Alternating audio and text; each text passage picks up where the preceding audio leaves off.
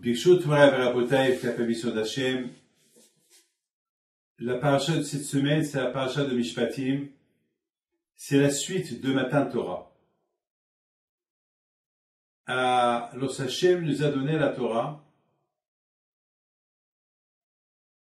toi, Israël, ils sont arrivés à un niveau à être comme des malachim.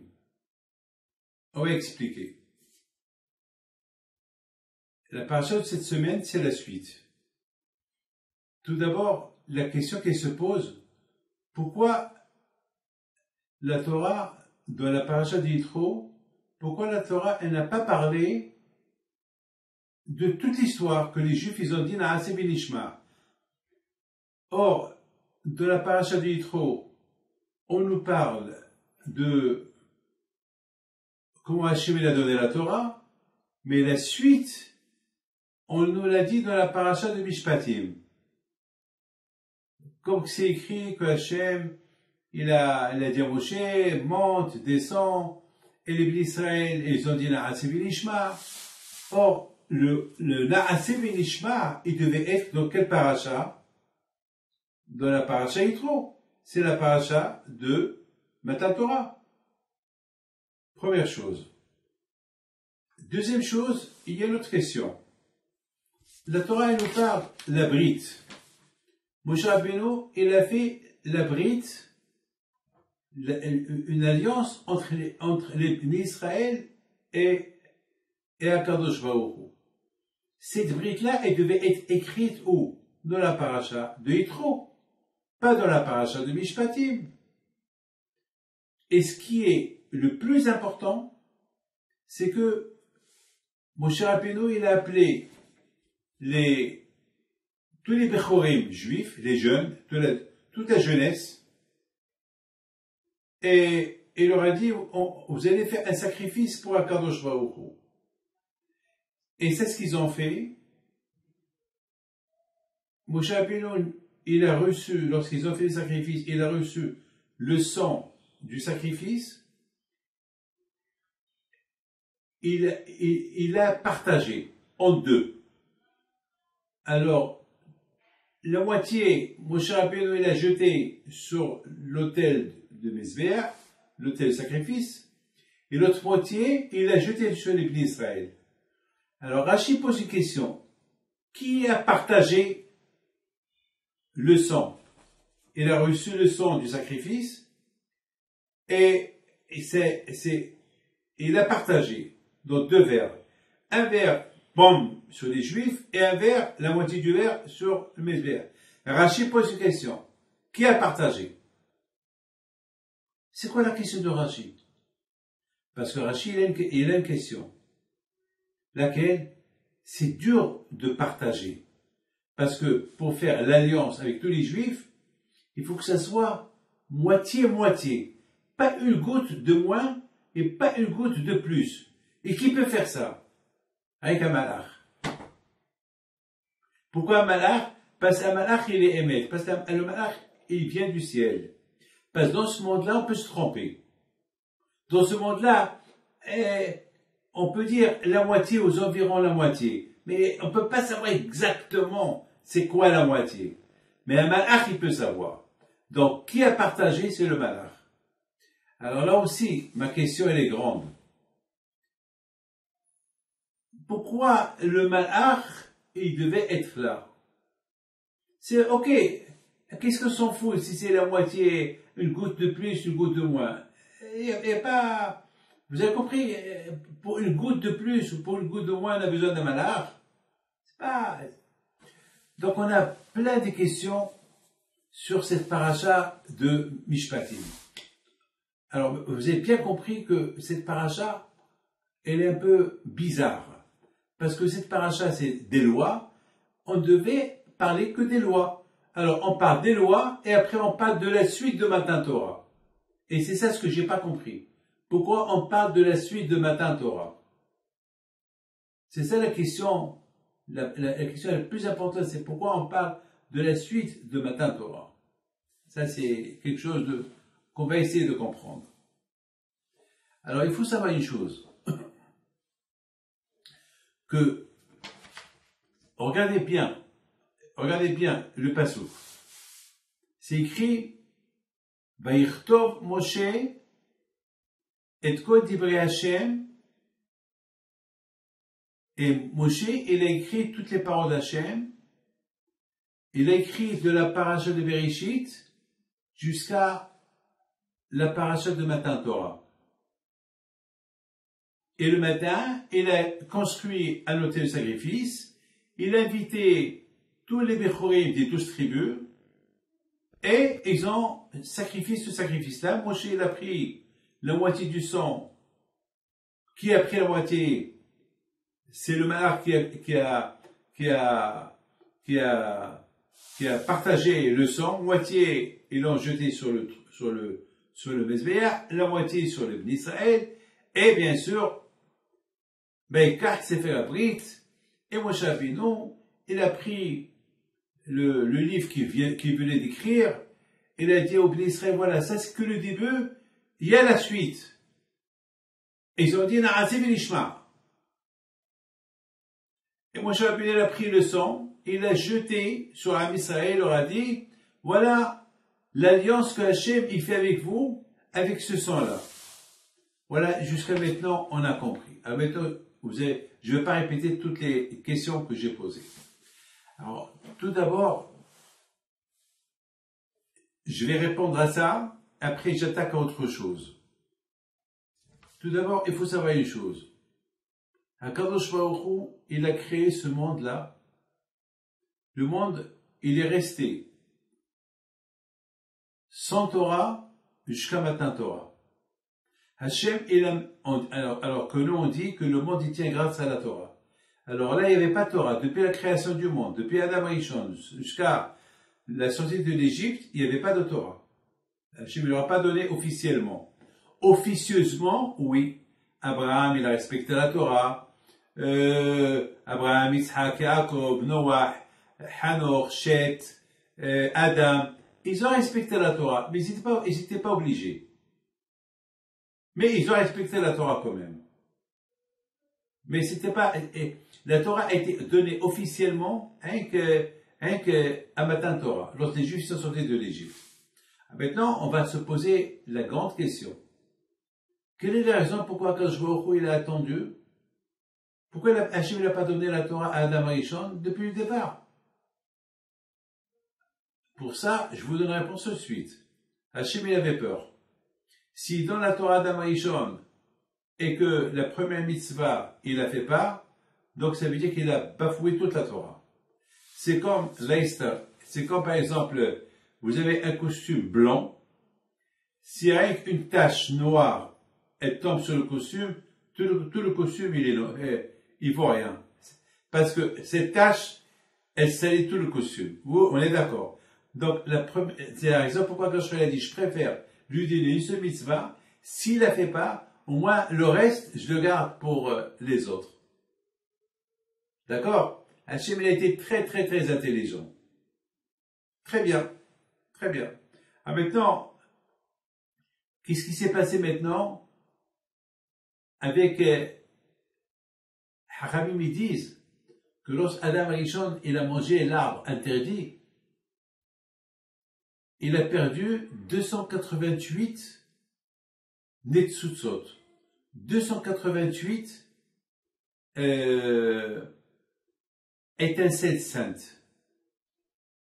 C'est ce qu'on appelle la rafah. Rafah netzutzot. Où ils sont partis ces 288? Eh ben, le Arizal HaKadosh dit, la Tum'a qu'elle est née par la faute de Adam Rishon, elle a pris ces 288-là, elle les a enterrés loin, loin, loin. Où? En Égypte. Pourquoi l'Égypte? Ça, elle aurait pu les enterrer ailleurs, mais à l'époque, c'était là, l'Égypte. Maintenant, Arizal dit, c'est la raison pourquoi les Juifs ils sont partis en Égypte, esclaves. Pourquoi? Par rapport à la souffrance qu'ils ont souffert, ils ont réparé les 288 étincelles saintes. Mais c'est extraordinaire. Pourquoi? Parce qu'il y a ici une contradiction. D'un côté, ils ont réparé les 288 étincelles saintes, et de l'autre côté, ils étaient à 49 degrés de Thomas lorsqu'ils ont quitté l'Égypte. Alors comment ça marche? C'est une contradiction. Comment ça marche? La réponse, c'est que chaque fois, Hachem, il a séparé la chose en deux. La réparation, elle n'avait aucun lien avec les 49 degrés de Thomas. C'est comme deux choses différentes. Comme si par exemple, vous prenez une voiture, les freins ne marchent pas, et comment ça s'appelle, et il manque une roue. C'est deux choses différentes. Vous avez compris? C'est deux choses différentes. Hachem, alors puisque c'est deux choses différentes, alors Hachem, il les a, chaque fois qu'ils ont réparé les 288 Netzutzot, tout de suite Akadosh Baruch Hu, il les prenait. Parce que les 49 degrés de Thomas, ça, ils pouvaient pas les réparer. Pour les réparer, il faut qu'ils sortent de l'Égypte. Donc, ils avaient pas le choix. Ils pouvaient pas. C'est pas qu'ils voulaient pas. Ils pouvaient pas. C'est la raison pourquoi une fois qu'ils ont sacrifié le sacrifice de Pessah avant de quitter l'Égypte, c'est écrit Vegam Tseda Lo Asolaem. Même de quoi, vous imaginez, ils ont quitté l'Égypte. Ils étaient 4, 5, 6 millions de juifs, avec des enfants. Ils ont même pas préparé des provisions. Nous, lorsqu'on fait un petit voyage de n'importe quoi, on prépare des provisions. Lorsqu'on prend un avion, on commande un repas cachère. Parce que et eux, ils sont partis dans le désert sans rien préparer. Pourquoi? Parce que ils ont compris que à l'instant que Parole a dit partez, à cet instant, écoutez bien, les 288 Netzutzot ont été réparés. Donc maintenant, il faut qu'ils quittent. Ils ont réparé la faute de Adam et Rishon. Puisqu'ils ont ils ont réparé la faute de Adam et Rishon, il faut qu'ils quittent tout de suite. De l'autre côté, il faut aussi qu'ils quittent tout de suite parce qu'ils étaient à 49 degrés de Thomas. Et s'ils restent là-bas encore une minute, ils vont tomber à 50. Et s'ils tombent à 50 degrés de Thomas, ils ne peuvent plus jamais sortir. C'est de la folie, hein. Donc, Akadosh Baruch Hu, il a fait, et regardez, c'est extraordinaire. C'est comme, vous savez, une fois j'étais à New York, il neigeait, et au moins 4-5 fois l'avion, il a essayé de décoller. Il n'a pas réussi. Parce que le temps qu'il arrive à la piste de décollage, il y avait la neige. Alors, il fait le tour, entre-temps, il déblaye la neige, et encore, le temps qu'il fait le tour, encore. Alors, et combien de fois, il a essayé, il a commencé à courir, et après il s'est arrêté, il est retourné. Et grâce à Dieu, après, ça veut dire que et après, il a essayé encore une fois, il a réussi. Donc ça veut dire qu'il a profité pendant quelques minutes, pas une minute, quelques secondes, il n'a pas neigé, il a profité. Alors là aussi, pendant ces quelques secondes que les Juifs, ils avaient le temps de partir, alors tout de suite, Hachem, il les a tout de suite fait sortir de l'Égypte, parce qu'ils auraient parlé les 288 étincelles saintes, et maintenant, lorsqu'ils étaient hors de l'Égypte, ils ont commencé à se préparer pour Matan Torah, et chaque jour, ils réparaient 1 degré de Thomas, et jusqu'à 49. Après 49 jours, quand je peux leur donner la Torah. Alors maintenant, écoutez très bien. Maintenant, tout d'abord, on a posé une question. On a dit, pourquoi, dans la Paracha Yitro, on n'a pas résumé tout Matan Torah. Pourquoi Matan Torah a été divisé en deux? Dans la Paracha Yitro et la suite dans la Paracha Mishpatim. Vous avez compris? On a posé la question, on a dit pourquoi? La réponse, elle est super. La Torah, on la reçoit pas une seule fois. Chaque jour, c'est Na'aseh B'Nishma. Na'aseh B'Nishma, parce que si on te raconte toute l'histoire de la Paracha Yitro, après tu vas oublier, c'est ça l'histoire. Non. Matan Torah et Na'aseh B'Nishma, c'est dans la Paracha Yitro, c'est dans la Paracha Mishpatim, c'est tout le temps, tout le temps. Il y a pas, chez nous, il y a pas d'histoire et fin. C'est toujours la suite. Comme l'histoire de Israël. L'histoire de Israël, elle n'a pas de fin. Elle n'a pas de fin.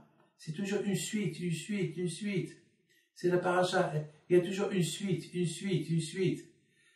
C'est la raison pourquoi Hachamim disent que la Torah, on doit considérer la Torah comme si on la reçoit chaque jour. Cette paracha-là, elle est super extraordinaire. Pourquoi? Parce que, après vous allez comprendre quelque chose de magnifique. Cette paracha-là, vous savez quand Akadosh Baruch Hu a demandé au peuple d'Israël, je vais vous donner un cadeau. Mais quelle garantie j'ai que vous allez respecter le cadeau? Ils ont dit, la Hasiv Nishma. Très bien. Mais quelle garantie j'ai? Donnez-moi une garantie. Vous savez, aujourd'hui, vous voulez acheter une maison, il faut une garantie. La banque, elle veut te prêter de l'argent, mais elle ne te connaît pas la banque.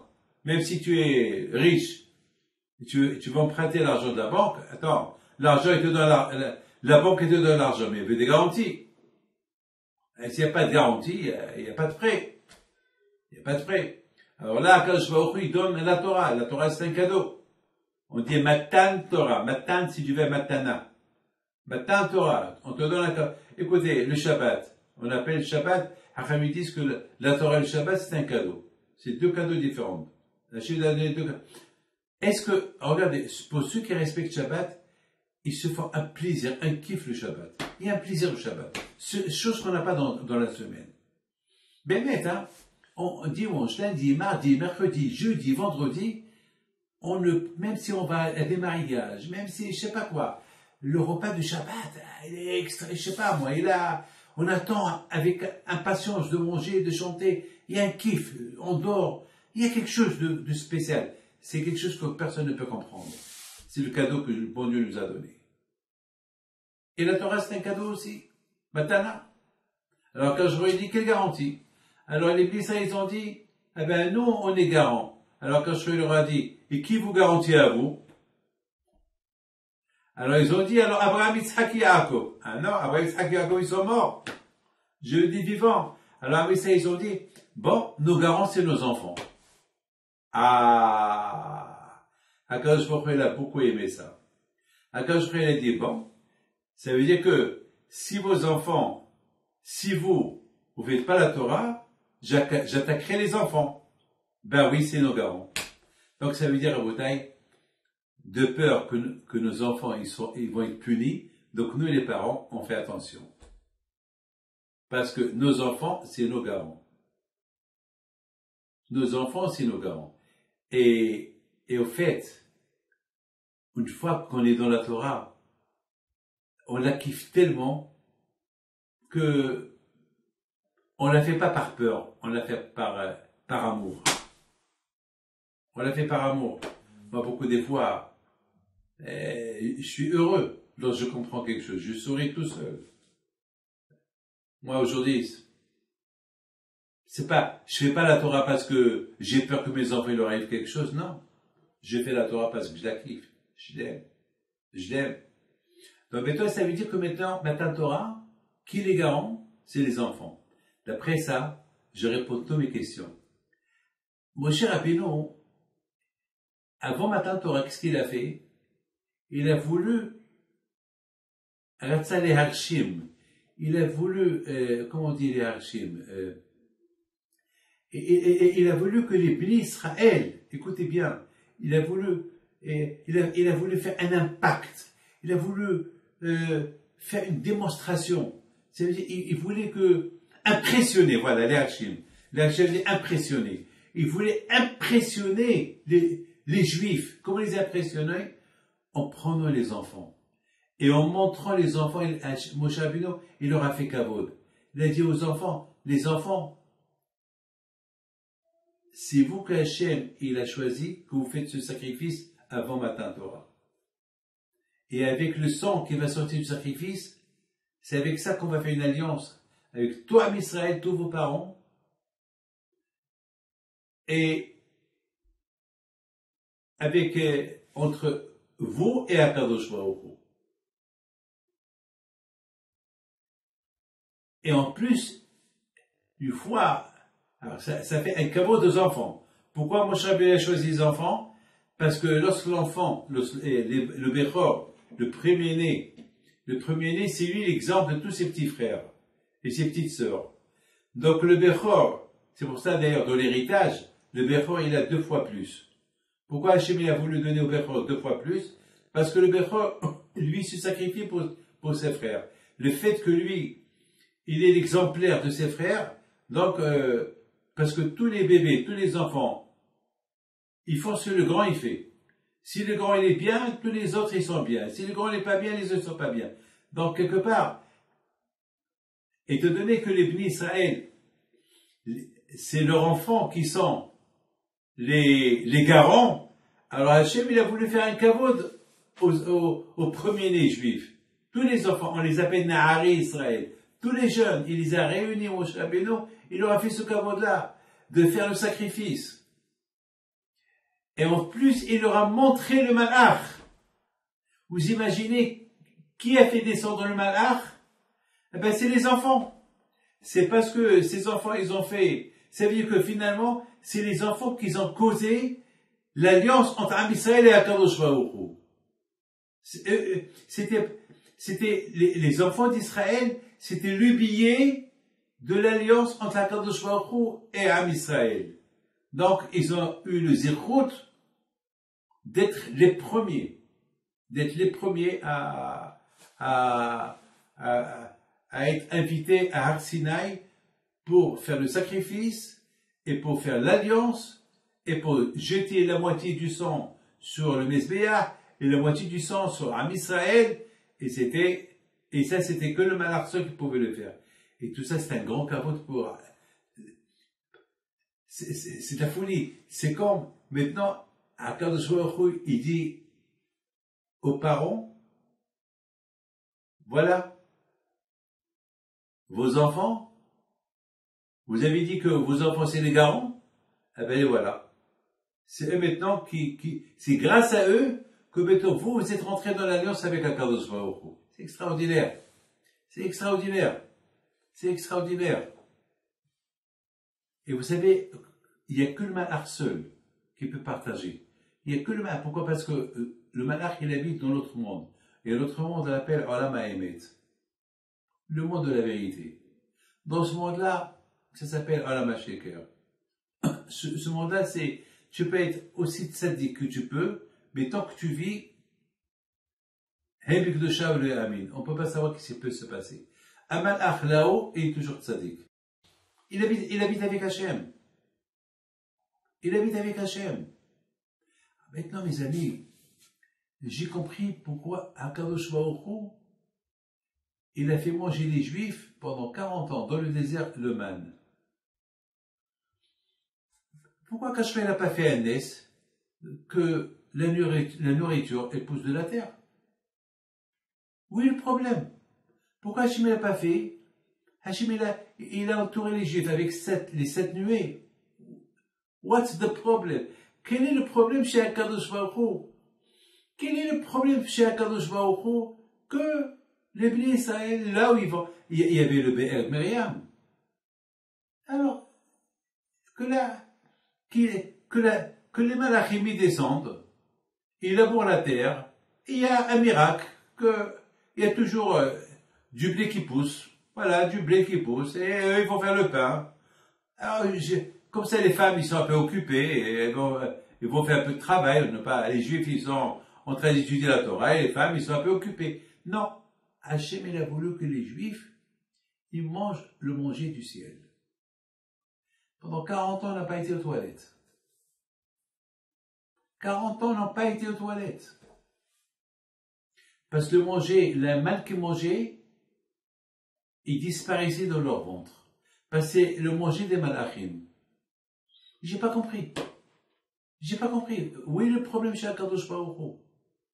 À un moment donné, ils ont voulu de la viande, et ils leur ont envoyé, comment ça s'appelle, des pigeons. Les pigeons à gogo. Et ces pigeons-là, ils les ont mangés, et avec tout ça, ils n'ont pas été aux toilettes. Pourquoi? Parce que la manne, il avait le ventre. La manne, il avalait tous les tous les choses qui sont pas, pour ne pas qu'ils vont aux toilettes. Ça veut dire qu'ils ont, même, ils buvaient de l'eau. Il fait chaud dans le désert. Donc, ils ont même pas été aux toilettes. Ils ont même pas été aux toilettes. Ils ont rien fait, ni grand, ni petit. La manne, il avait leur corps. Qu'est-ce qu'il y avait dans leur corps? Que la manne, que la Gdusha, que la Torah. Pourquoi Akadosh Baruch Hu n'a pas voulu? Quelle est la raison? Quelle est la raison? Vous savez quelle est la raison? Tout à l'heure, j'ai dit que le mot man, c'est même, c'est 40, nun, c'est 50. Ça veut dire que c'est 91, 90. Alors, si on calcule Yudke Vavke, le nom d'Hachem, c'est 26. Et si on calcule le nom Adonai, Aleph, Dalet, Nun, Yud, c'est combien? Ça veut dire, si on calcule 26 plus, ça fait 91. Ça veut dire que Hachem, il a voulu que le Bnei Israël, ils sont protégés par les deux noms d'Hachem. Yudke Vavke, qui est le chiffre 26, c'est 26, et Adon, Amonai, c'est du verbe Adon. Adon, ça veut dire patron. Ça veut dire que Hachem, il leur a fait manger la manne dans leur corps pour que le nom d'Hachem, il reste gravé dans eux et que Hachem, c'est lui le patron. Parce qu'on a dit que les Juifs, ils étaient des esclaves à Paro, et et Paro c'est le patron, c'était le Adon, et lorsqu'ils ont quitté l'Égypte, maintenant c'est Hachem qui est le patron. Alors c'est pour ça Hachem leur a donné la manne. C'est la raison pourquoi Akadosh Baruch Hu leur dit, parce que le man, c'est le chiffre 90, avec le kollel, c'est 91. Et les deux noms, alors man, c'est 90, et si on ajoute un point, ça s'appelle le kollel, ça fait 90, et plus 1, ça fait 91. Et Yudke Vavke et Amonai, les deux, c'est 91. Donc ça veut dire qu'Akadosh Baruch Hu, il a voulu que pendant 40 ans, et la Torah, elle a été donnée après 40 jours. Donc 40 à l'égalité des 40 ans qui sont restés dans le désert. Et c'est pour ça qu'ils sont restés 40 ans dans le désert. Ils ne sont pas restés 50 ans ou 38 ans. Pourquoi? Parce que Hachem, il a voulu que dans leur corps, le temps que Moshe Rabbeinu, il est resté dans le ciel 40 jours et 40 nuits, alors les Bnei Israël, ils sont restés 40 ans et 40 nuits dans le désert pour que leur corps il soit imprégné de la Torah et pour que leur corps il soit imprégné que le maître du monde c'est Hachem. C'est Hachem. Et c'est pour ça que Hachem leur a donné la manne. D'ailleurs, une fois qu'ils sont entrés en Israël, la manne est arrêtée. Tout de suite. La manne est arrêtée. Pourquoi? Parce qu'ils sont arrivés à un niveau que maintenant ils savent qui est Hachem. Parce que réfléchissez un peu. Je vous en prie, rien que réfléchissez une seconde. Une toute petite seconde. Après, je raconte une belle histoire. Une seconde, vous allez réfléchir. Ils étaient 4, 5, 6 millions de Juifs. Parce qu'ils étaient 600 000 hommes, à part les enfants. Ils étaient 600 000 à partir de l'âge de 18 ans. Non, à partir de 20 ans. Ils étaient. Alors, imaginez-vous combien il y avait entre l'âge de 1 an jusqu'à 19 ans. Il y avait des millions. Et à part les vieux. Les vieux, on les calcule à partir de 60 ans. Et les femmes, et les filles, et les jeunes filles. Des millions. Dès qu'ils sont arrivés à la frontière d'Israël, la manne s'est arrêtée. Qu'est-ce qu'ils ont mangé pas? Qu'est-ce qu'ils ont mangé? Vous savez, une fois, j'ai dans ma tête les voyages que je faisais avant. Avant, je voyageais beaucoup. Paris, Lyon, Lyon, Marseille, Marseille, Lyon. Et je voyageais de nuit. Des milliers de camions. Des milliers de camions toute la nuit. Des milliers de camions de ce côté, de ce côté. C'est des camions de ravitaillement. Pour ravitailler Lyon. Ravitailler Marseille. Comment Hachem, comment les Israël, quels camions ils avaient pour être comme ravitaillement. Il vient d'arriver dans la terre d'Israël et soudainement la main s'est arrêtée. Ils ont mangé quoi?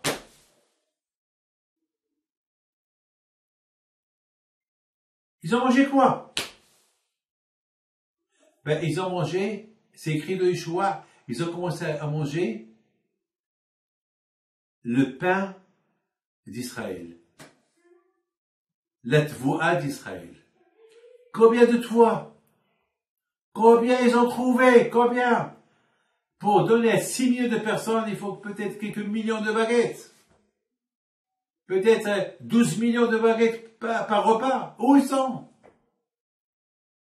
C'est incompréhensible. La bracha, mon fils. Un homme qui est allé, mon Akadosh Baruch Hu, il peut vivre avec la bracha. C'est tout. Moi, Bilaïnara, j'ai une émouna Akadosh Baruch Hu extraordinaire. Pourquoi? Parce que je suis le seul qui court pour la yeshiva. J'ai presque 15 yeshivot. J'ai 1000 salariés par mois. Et Akadosh Baruch Hu, j'ai le bitachon à Akadosh Baruch Hu. Vous savez qu'est-ce que je lui dis à Akadosh Baruch Hu? Je lui dis, Hachem, si tu me donnes pas, je ferme. Et si je ferme, tu perds. Parce que ils étudient pas ma Torah, c'est ta Torah. Alors, tu me donnes, je leur donne. Tu me donnes pas, je ferme. Qu'est-ce que je fasse? C'est à toi. Akadosh Baruch Hu, c'est ton problème, c'est pas le mien. C'est de la folie. Donc ça veut dire qu'il y avait la bracha. Quelques millions de personnes, ils ont je sais pas combien d'années, ils ont fait la guerre, 14 ans de guerre. Yeshua, il a fait pour conquérir tout Israël. Mais qu'est-ce qu'ils ont mangé? Qu'est-ce qu'ils ont mangé? Et en plus, c'est de la folie, c'est Ashgaha Pratit. Ashgaha Pratit. Donc maintenant, on comprend très bien. Am Israël, pourquoi quand je leur a donné la manne? Ben justement, quand je leur a donné la manne uniquement pour une bonne chose, pour que leur corps il soit attaché à Hachem. Hachem, il voulait c'est comme qu'on dit, leur faire, comme les imprégner que En Od Milbado, qui est que Akadosh Baruch Hu. Vous savez, un enfant, depuis sa naissance, il s'habitue avec sa mère. Et tout le temps, il va appeler sa mère maman. Parce que depuis qu'il a connu sa mère, vous savez, on dit toujours, l'être humain, la première femme de sa vie, on dit que c'est sa femme. C'est pas vrai. C'est sa mère. Et après sa mère, après c'est sa femme. Mais la première femme que l'enfant il rencontre dans sa vie, c'est sa mère. Jusqu'à qu'il grandit. C'est sa mère. Donc, quand il a voulu, quand Am Israël, ils comprennent. Parce qu'ils n'ont pas grandi avec lui. Ils étaient des esclaves à Paro. Ils ont vécu à Paro. Mais, Akash il a voulu que maintenant, basta. Maintenant, ils vont arriver à un point que c'est Hachem. C'est Hachem le patron. C'est Hachem le bon Dieu. Uskevavke, Adnout, c'est Hachem. Donc, ils ont mangé la manne. Je crois qu'ils ont compris très bien. Donc, ils étaient prêts à aller. Et en plus, parce que la manne est venue du ciel, donc ça les a aidés pour comprendre plus la Torah. Et aussi la manne, c'est le bitachon au Akadosh Baruch Hu. Le fait qu'ils mangeaient que chaque matin, ils avaient le bitachon parce que c'était le désert. Parce que la manne, il tombait que la journée, et après, ça y est. Ils mangeaient, après, il n'y avait plus. Et demain, qu'est-ce qu'on va manger? Eh ben, demain, il faut prier. Donc, Hachem, Hachem, il les a traînés à dépendre de Akadosh Baruch Hu. Beaucoup des fois, Akadosh Baruch Hu, il apporte des problèmes sur la personne. Pourquoi? Parce que beaucoup de fois, la personne, il ne manque rien du tout. Il a tout. Il se dit, j'ai tout. Alors, il oublie qu'il dépend de Akadosh Baruch Hu. Il oublie que sa vie, elle vient d'Hachem. Il oublie.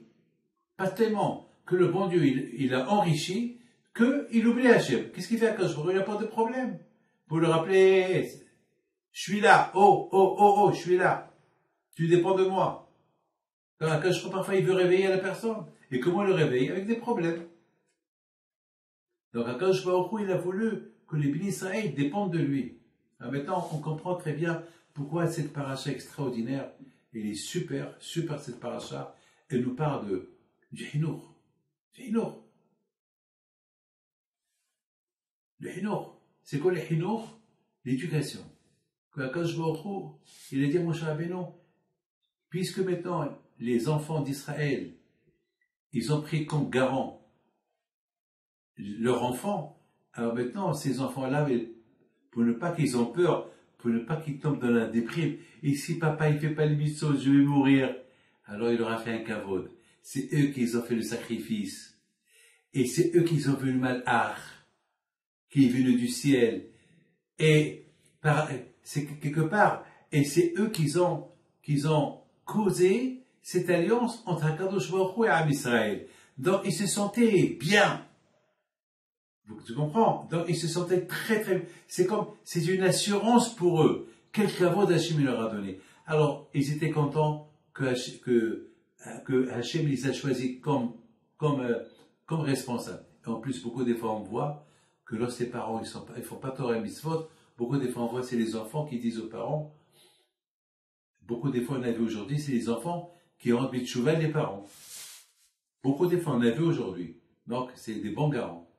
Donc maintenant, plus ou moins, on a compris comment Hachem il a voulu impressionner ces enfants-là, les Bokhrim d'Am Israël, pour ils a impressionnés pour ne pas qu'ils ont peur que oh là là, on est des garants de nos parents et si nos parents ils font pas on va mourir, alors ils vont tomber dans le dikaon, dans la dépression. Non. Akadosh Baruch Hu, il les a mis, mamash, il a fait un grand kavod, et c'était très bien. Même les parents, ils ont vu le kavod que Hachem il a fait aux enfants. Alors ça leur a donné un grand plaisir. Quoi, nos enfants, ils ont eu ce route-là d'être les premiers à faire le sacrifice, et que vous imaginez le nes qu'il y a eu avec ce sang-là, la moitié du verre, Moshe Rabbeinu, il a jeté sur les Bénis Israël.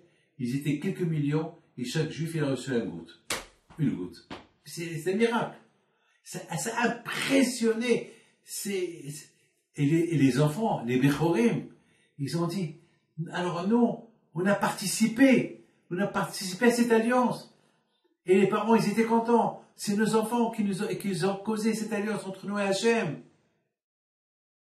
C'est magnifique. Et c'est la raison pourquoi cette paracha elle est écrite après, comment ça s'appelle, après la paracha d'Yitro, cette paracha s'appelle Mishpatim, et on parle du Eved, on parle de l'esclave. Quelque part, Hachem, il veut nous rappeler quelque chose, mais après, il veut nous rappeler quelque chose. Laquelle? Il veut nous rappeler que le monde a été créé en 6 jours, et le 7e jour, c'est le Shabbat. Oui, alors, le Eved, il travaille 6 ans, et la 7e année, il est libre. Alors c'est ça. Ça veut dire que nous, toute une vie à nous, on est des Abadim à Akadosh Baruch Hu. On était Eved à Paro, maintenant on est des Abadim à Akadosh Baruch Hu.